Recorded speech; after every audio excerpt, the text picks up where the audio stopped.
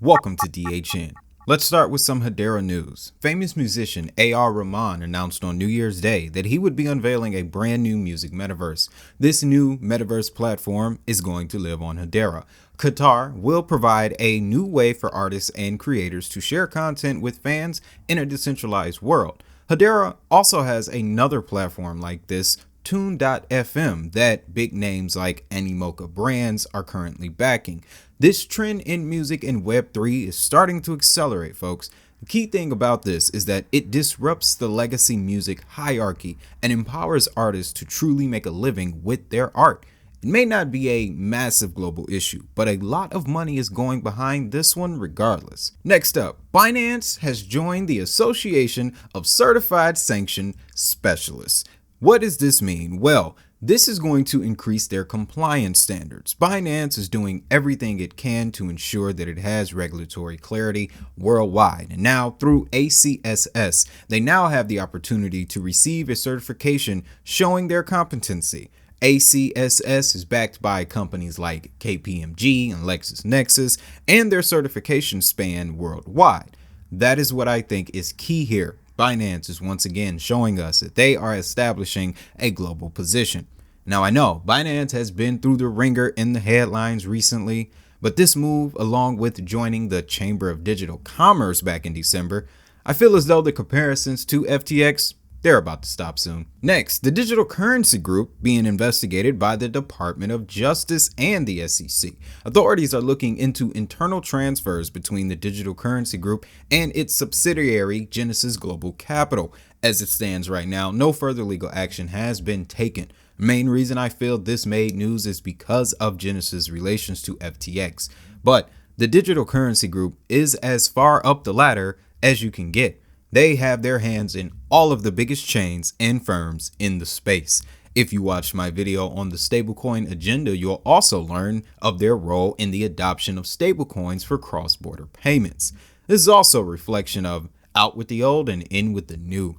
FTX made it so much easier to remove the old companies from the space, and that's going to do wonders going forward. Now let's talk this Flare token distribution. It's coming up this week. Shout out to all those who got some Flare tokens coming. Now, even though we are seeing this drop, you should be expecting it, and it shouldn't draw your attention away from the asset. Flare is to XRP what DeFi is to Ethereum. Flare also anticipated this dump coming, which is the reason why they're distributing tokens throughout all of 2023. I'll be doing more content on the Flare network, but just know this is still a big launch, especially if you're holding XRP. Next up, sentiment is showing that people are buying Quant even through this bear cycle. Quant just recorded its largest transaction value in 16 months. Levels have not been this high since the cycle top in September of 2021. Another interesting metric sentiment found was that even though Quant's price dropped 40% last year, the amount of Quant on exchanges also reduced 20%, which is a good sign. This shows us that people are strong holders of Quant because they see the value. A little more price news. Cardano and Solana posting double-digit gains to start the year. Now, I can't call this now, but I would bet that we see chains with strong stablecoin ecosystems be the first to pump this year.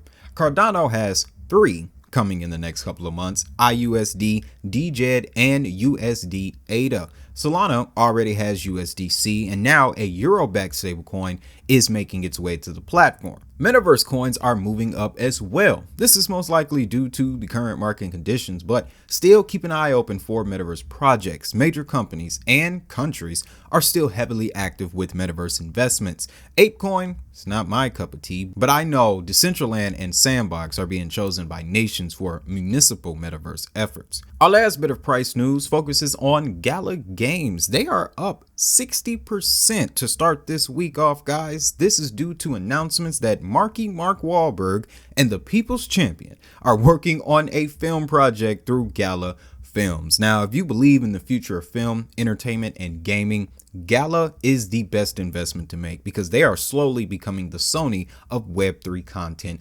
publishing. And they also have a member of Sony, former Sony employee, on their roster. So there's that. Our next story kind of emphasizes all of that. Mastercard adding Polygon Matic to their Web3 accelerator program. This will see Polygon being used as the go-to platform for Mastercard's NFT projects. Now, this is going to start in the metaverse, but I would not be surprised to see a year from now Polygon being used by Mastercard for payments on a large scale. Another point here I want to make: if you don't know, the Consumer Electronics Show started the year off and multiple brands were in attendance showing off their metaverse, NFT, and augmented reality technologies. Future is closer than we think, folks. Next up, we got a bit of global news. Mexico's CBDC is facing launch problems. Main reason is due to the lack of mobile application access to support efficient circulation. What I want you to notice is the problem here: mobile money access. There are only a handful of projects in the space that specialize in fixing that. Lastly, Blackrock has plans on using USD Circle for way more than people realize, and the banking community at large is starting to take notice. The Bank Policy Institute worries that Blackrock may start adding USDC to the Federal Reserve balance sheet. This is after news of Blackrock applying to use the Fed reverse repos to deposit the stablecoin. Now, what other reason would they have to do this if not for positioning USDC on a global scale? According to the Bank Policy Institute, BlackRock is ready to use 20% of USDC reserves held to apply to this reverse repo program. This would allow them to use the stablecoin in a way we've never seen before. All of this is headed. Well, I'm still fascinated about it. I'm encouraged by how many people are focusing on it. I'm encouraged about the narrative. It may become a great asset class, and I do believe this could become a great asset class, cryptocurrency. I don't believe it's a substitute for currencies. I think we're going to have cryptocurrencies of dollars, cryptocurrencies of other currencies. But I don't believe we should be focused. We should think about crypto as a substitute of currency. But it could. But I am fascinated by it as an asset class. I am still watching. I will tell you of our investors worldwide, we don't have that much inquiry on it. We are investing in it. Rick Reeder's been on your show talking about things that we are doing in it, and we're studying it. We've made money on it.